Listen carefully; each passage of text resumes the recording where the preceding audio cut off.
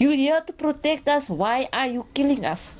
Emva kwenyanga kwabulawa unyana wakhe uNathaniel Julius kusenzima ukuthuthuzeleka kumama wakhe. Umbuzo wakhe usamile kwelokuba kwakuthena zabulawelwe umntwana akagwetywa mntu ngokubulawa kwakhe.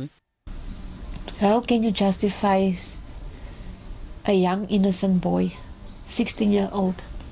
He does that, nobody, nothing. Just wants to see the lights of the police van. Run to them. Olunye usapho eLimpopo nalo lusaxhelekile emva kokubulawa kwelungu lawo losapho uCollins Khosa eshiya inkosikazi yakhe nabantwana ngemva. uCollins usweleke kunyaka ophelileyo emva kokubethwa ngamajoni. Inkosikazi yakhe uGlacia uthi kusenzima ukwamkela.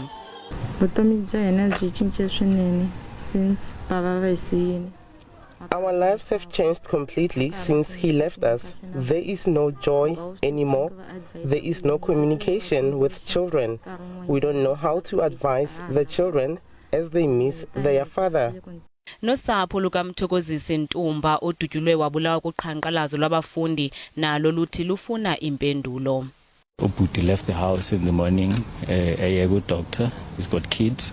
He was not part of any protest. Ezintsapho zithi zifuna ubulungisa.